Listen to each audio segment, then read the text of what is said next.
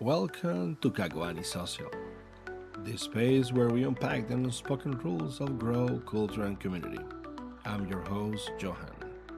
Every week, we navigate the social, professional, and legal landscape that shape our life, bringing actionable insight to elevate our minority community, especially our Afro-Caribbean and Hispanic familia. Whether you are climbing the career ladder or navigating the complex system or just looking for your tribe, you belong here. Let's grow together. Vamos. So imagine you were trying to describe a politician who completely annihilates their opposition. Right. If you're sitting in a formal university classroom, you might use these really sterile academic terms, like maybe you call it democratic backsliding or unilateral legislative control. Which is pretty dry, yeah. Exactly.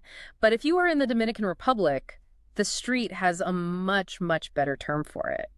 You call that politician an aplanadora. A steamroller. A steamroller. Yeah, I love that. I mean, it leaves absolutely no room for ambiguity. It's this visceral, totally mechanical image of someone just, paving over the people standing in their way. Right. And today we are taking a deep dive into a dictionary that reads, honestly, less like a rule book of grammar and much more like a ruthless, hilarious, and occasionally heartbreaking survival guide to a 500-year history. It really is. We're looking at the cultural DNA of the Dominican Republic, and our guide for this is Carlos Esteban Dives' Diccionario de Dominicanismos, specifically the second edition, which was published between 2001 and 2006. Yeah, and to really appreciate this source, you have to understand the sheer scale of the project that DV took on. He was an anthropologist and a novelist who, starting way back in 1955, recognized this, glaring disconnect. A disconnect between the official language and the streets. Exactly. Right.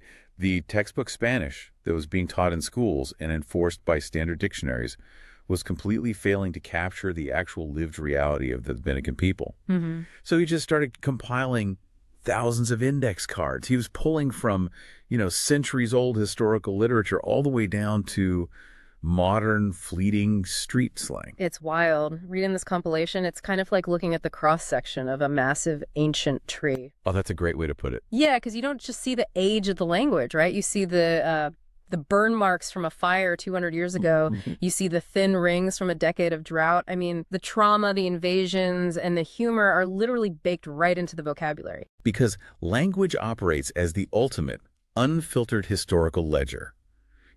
Official history textbooks are, they're often written by the victors. Right. And they gloss over the messy collisions of cultures.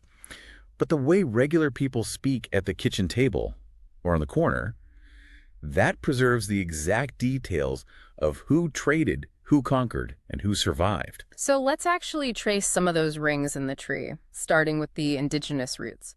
Dive pulls up these linguistic fossils from the Taino people that are still used every single day. Mm-hmm. But wait, I have to push back here on a premise. When I was reading the source material, I noticed Dive frequently corrects the Royal Spanish Academy, the RAE. Yeah, he does that a lot. And the RAE is essentially the strict, traditional gatekeeper of the Spanish language over in Madrid. Are we really saying a local street slang dictionary is more accurate than the global authority on the language? In many cases concerning the Caribbean, absolutely. Yeah, because institutional authorities sitting an ocean away in Madrid frequently miscategorize or just entirely erase the origins of indigenous words. Take the word Beatty. Okay, baby. The Royal Spanish Academy claims Beatty is simply a generic Caribbean term for a settlement. But Deva corrects the record. Mm-hmm. It is specifically Taino. And more importantly, the definition maps a horrific historical mechanism. How so? Well, originally, a Beatty was the indigenous ball game, or the central communal plaza where the game was played.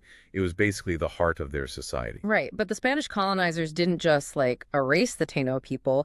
They repurposed their physical spaces. Precisely. Those central communal plazas were literally built over. They were transformed into processing centers for enslaved labor around the sugar mills. Wow. So the architecture of oppression completely changed the meaning of the word. Today, a beatty refers to the open settlement area around those agricultural mills. That's so heavy. The word survived, but it carries the scar of how the indigenous space was co-opted. Exactly. And the RAE also completely fumbles the word batata, right? The sweet potato. Oh, yeah, completely. The institutional gatekeepers claim batata is just this, careless mispronunciation or a derivative of patata, the European potato. But Dive points out that batata is a pure Taino word. Right. The indigenous people were cultivating, eating, and naming this root vegetable centuries before European ships ever even appeared on the horizon. Which really proves the point that the local vernacular holds on to the truth much tighter than the institutional archives do. Definitely. And as you flip through Dive's work, you see that ledger expand to include the massive African influence, forcibly brought over through the transatlantic slave trade. Yeah. The people were enslaved, but their rhythms and vocabularies smuggled themselves into the New World. Like the balsia. The dictionary highlights the balsia. It's the specific kind of tubular drum, usually cylindrical, played with a single parchment head. Right. And the musician holds it horizontally between their legs while playing. The name and the instrument are direct surviving lineages from Africa. And you also see the linguistic journey of entire populations in just a single word, like kokolo.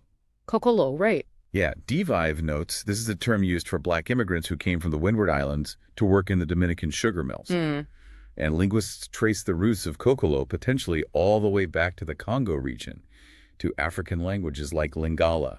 So the word crossed the Atlantic, adapted to the brutal realities of Caribbean labor, and just settled into Dominican speech to describe a specific wave of immigration. Exactly. It's all right there in the word. It's honestly somewhat haunting to realize how much pain is just casually spoken in everyday conversation. Like, there's a phrase in the dictionary, se acabó bayaja. Literally, bayaja is finished. Yeah.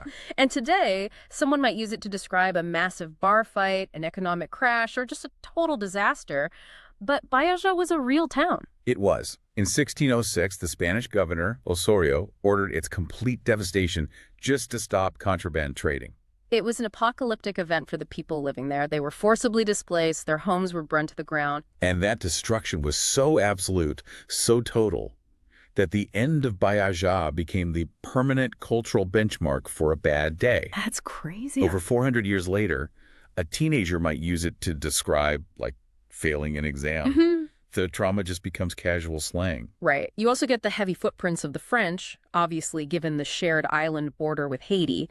Like the word bonnet, it means a New Year's gift, coming straight from the French bonnet, meaning Happy New Year. So if you are a society that defines a modern disaster by a 400-year-old burned town, Yeah. and your vocabulary is this crashed-together mix of Taino, African, Spanish, and French influences, that level of historical volatility really shapes your daily routine. It forces a culture to stay incredibly close to the earth just to survive. Which brings us from the history of the land to what the land actually produces. Because if you are constantly worried about survival, that anxiety doesn't just stay in the history books, it spills into the kitchen. It definitely does. And this dictionary proves that an agrarian society uses food as the ultimate generator of metaphors for human behavior. Because it is the language of universal accessibility. When you need to describe a really complex personality trait or, a frustrating social dynamic, you reach for the concepts that every single person in the community understands implicitly. You reach for the crops. You reach for the crops. And if you're listening to this and thinking, well, sure, food metaphors are fun. Every culture has those, like, we say someone is a bad apple in English. You have to understand the specific vulnerability here. Right. This isn't just about food. It's a language born of scarcity and physical labor. Take the aguacate, the avocado. If someone tells you that you are más esrado que un aguacate, more clothes than an avocado, they are calling you incredibly stingy and cheap. Think about the mechanics of an unripe avocado. It's terrible. It is essentially a green rock. You cannot squeeze it, you cannot cut into it easily, and you certainly cannot get any nourishment out of it. It yields absolutely nothing. Everyone who has ever ruined a knife trying to force open a hard avocado instantly understands the exact type of stubborn, unyielding person that phrase is targeting.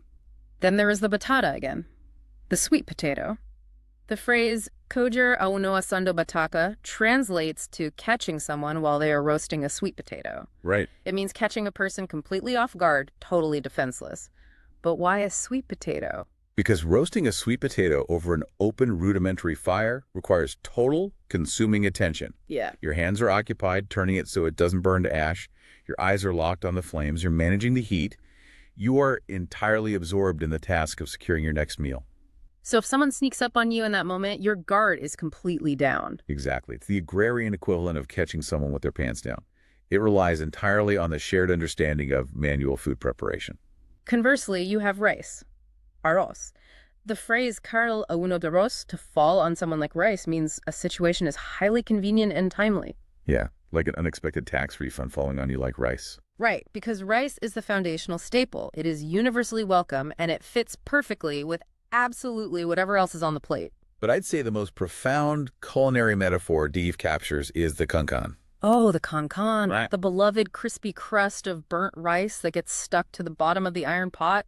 The cancan perfectly captures a core Dominican duality of life. In the dictionary, Dave notes that, metaphorically, cancan can describe someone of high social rank, like a trusted VIP. Okay. But paradoxically, it can also describe a severe, rattling chest cold. Wait, how does the exact same word mean the elite inner circle and a respiratory infection? It comes down to the physical properties of the burnt rice. There was only a tiny amount of cancan at the bottom of the pot, and it's considered the most flavorful, prized part of the meal. Right. Because of its scarcity, only the favored guests, the elders, or the head of the household get a piece. Hence, the VIP metaphor. Okay, but why a chest cold?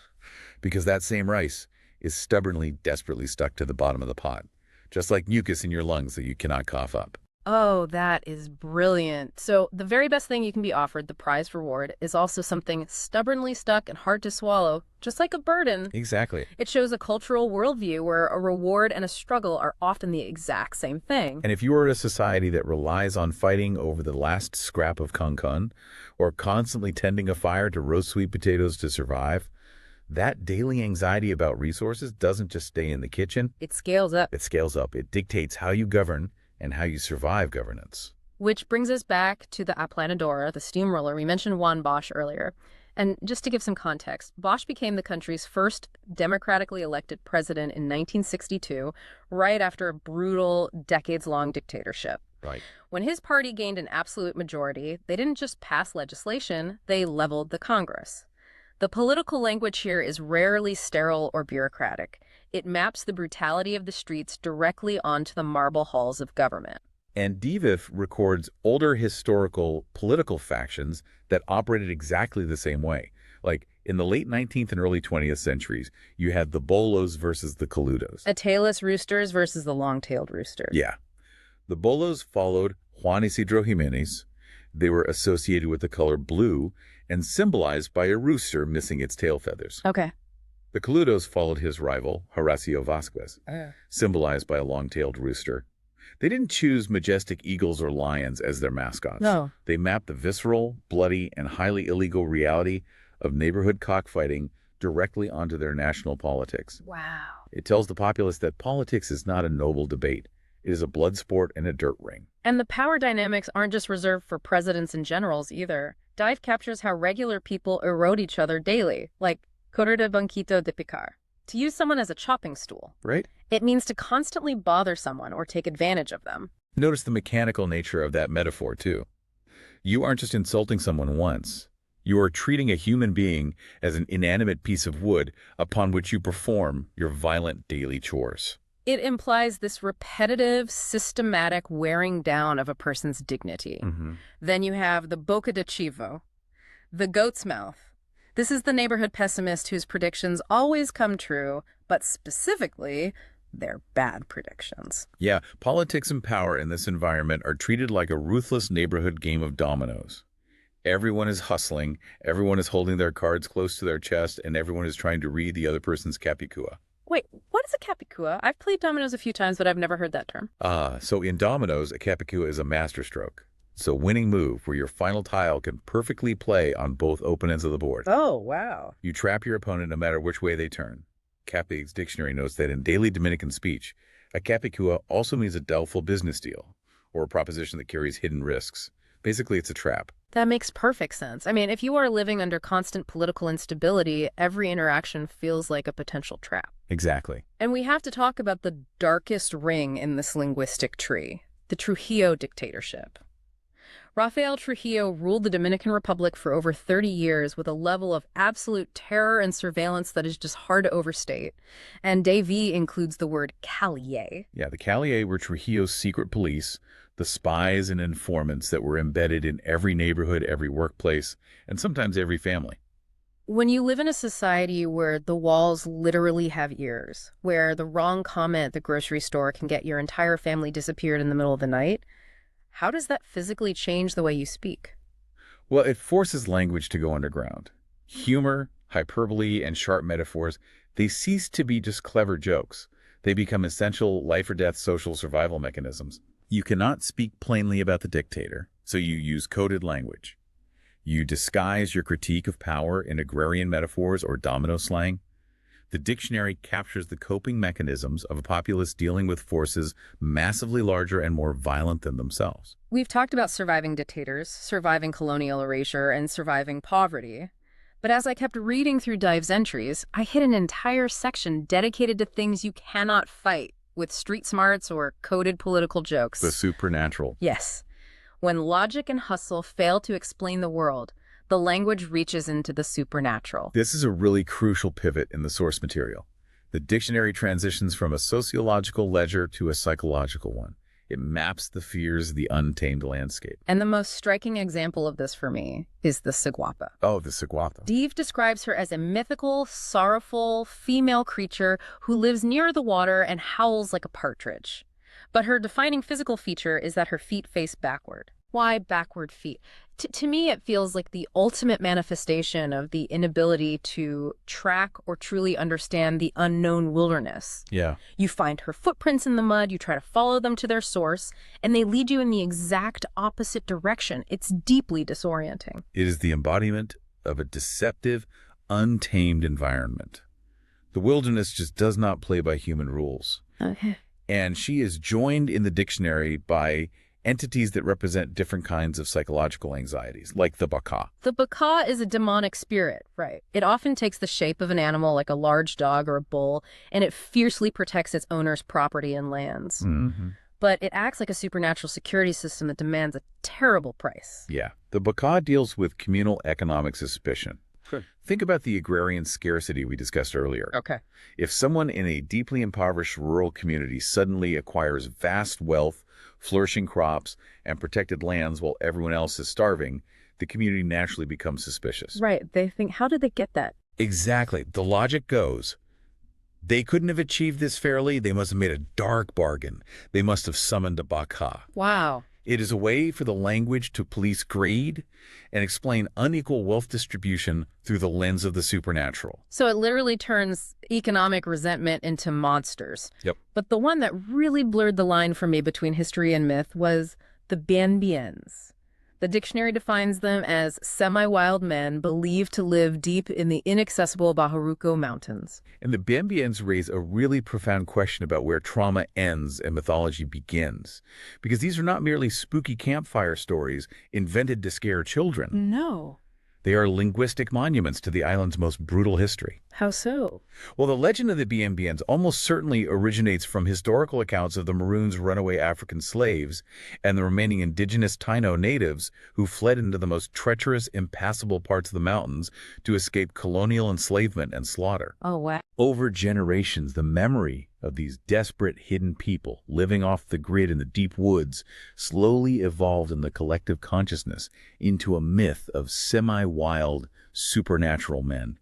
That is incredible. The historical trauma of slavery and genocide literally mutates into mythology, which then gets codified in a dictionary hundreds of years later. Yeah. The landscape was terrifying, the history was bloody, so the language gave it a face. And it validates these beliefs as core load-bearing pillars of the Dominican experience.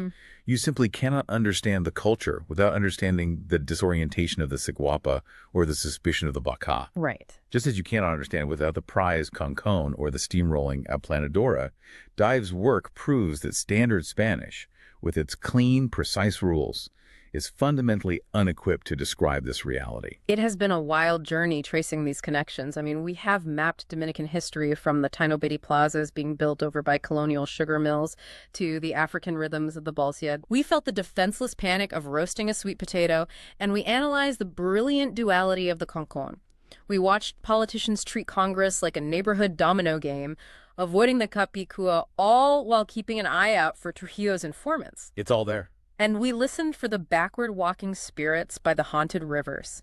We unpacked all of that simply by reading the definitions in Carlos Esteban Dive's Diccionario de Dominicanismos. which perfectly executes our mission for this deep dive. Dictionaries are not graveyards where old, rigid words go to collect dust on a shelf. No, not at all.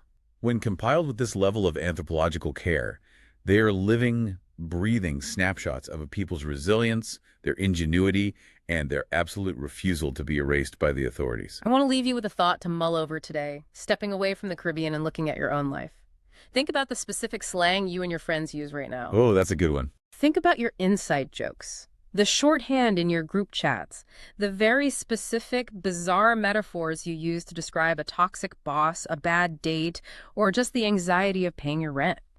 100 years from now, if an anthropologist compiled your everyday throwaway words into a dictionary, what would it reveal? A lot. What would those definitions say about what your generation valued, the economic conditions that terrified you, and the dark humor you used to survive it all? If it's an accurate dictionary, it would probably be a lot messier and a lot more revealing than you think. Oh, without a doubt. Because, as we've learned today, when you try to take a clean, pristine x-ray of a living culture, you are inevitably going to find out that the machine is delightfully, wonderfully broken. That's it for today's episode. Thank you for your building with us. Now go out there, handle your business, and most important, enjoy your life. You earn it. Don't forget to hit follow. Share this episode with someone who needs to hear something like this. And come back next week to share this time with us. Stay strong, stay proud, and I'll catch you on the next one. Hasta la próxima. Bye.